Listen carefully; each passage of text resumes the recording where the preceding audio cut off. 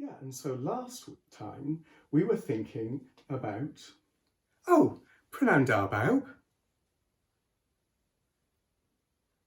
It's wonderful to be with you all again. I was just bringing my friend Squidge up to date with what we've been thinking about in our assemblies recently.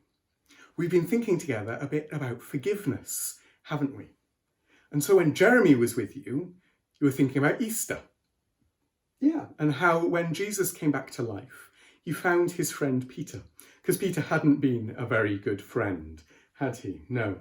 He'd pretended that he didn't even know Jesus because he was really scared. And so when Jesus came back to life, he found Peter and he forgave him. And then last time, I was just telling Squidge, we were listening to the story about a father and his two sons, and how the one son left, took all his money and ran away. Did many terrible things, didn't he? But when he realised he'd made a mistake and he came home and he said sorry, the father forgave him. And we were thinking a bit about the importance of saying sorry. I thought that today that we'd think a bit about, what is it, Squidge? Okay. That is the last Easter egg. It's been over 6 weeks since Easter, and this is the only Easter egg left in the house. The only problem is, it's not my Easter egg. I've eaten all of mine. I wonder, have you eaten all of your Easter chocolate yet? And it's not yours, is it, Squidge? Because you ate all your chocolate on the first day. Yeah, that went down very quickly. No, this is Katie's Easter egg. And she's put up a rope and a sign to keep us away from it because she knows how much we like chocolate, don't we? Yeah. Well, that sign reminds me what I wanted to talk to you all about today. Now, do you remember that special prayer that Jesus taught us? We use it sometimes in assemblies. What's the first line again?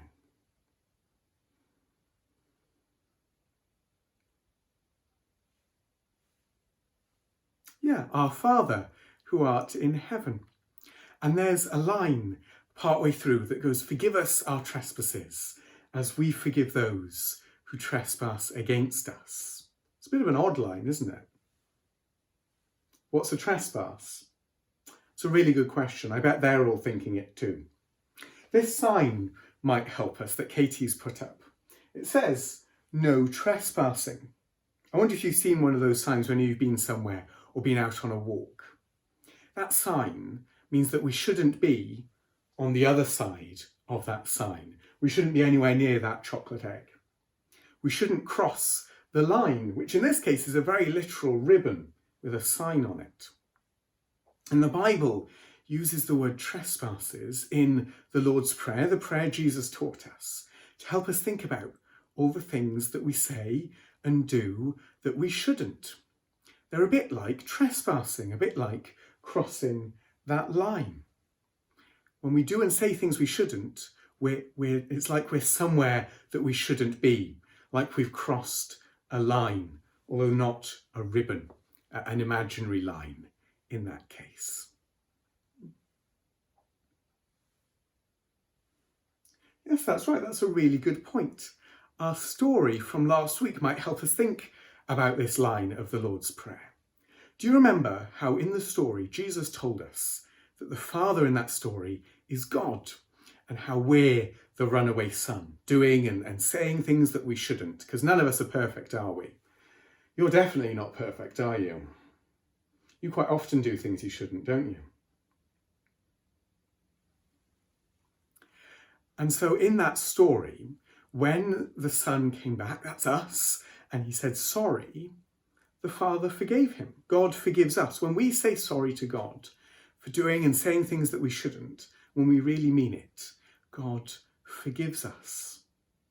And knowing that God forgives us all the things we do wrong, it helps us to forgive others when they sometimes do or say things that hurt or upset us. I wonder, have you ever done or said something you shouldn't, and then you realised you'd messed up and you said sorry, and someone forgave you? How did that feel? What did it feel like to be forgiven?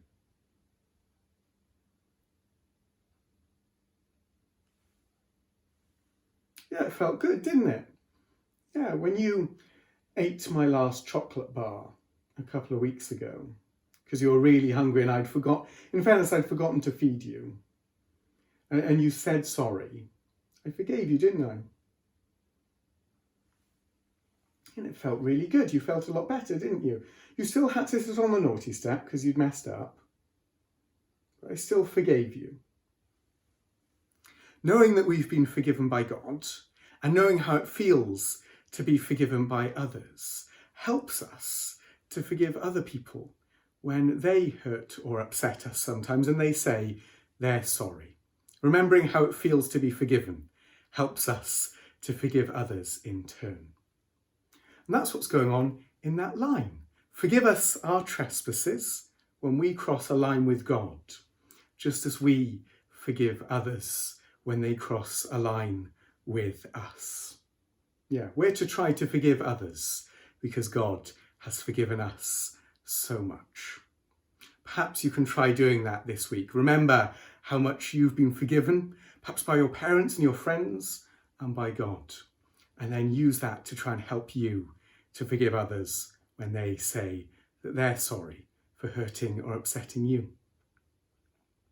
So shall we pray that special prayer together? Yeah? Do you want to start? It's a bit scary. Okay, I'll start. Our Father, who art in heaven, hallowed be thy name. Thy kingdom come, thy will be done, on earth as it is in heaven. Give us this day our daily bread, and forgive us our trespasses, as we forgive those who trespass against us. And lead us not into temptation, but deliver us from evil. For thine is the kingdom, the power and the glory, forever and ever. Amen. So this week, have a think about how we're not to hold a grudge. We're not to hold it against someone when they've done something and they're sorry. Just like God doesn't hold a grudge against us and forgives us instead. Well, Squidge and I have really loved being with you all this afternoon. We hope you have a wonderful week and we shall see you again soon. Bye.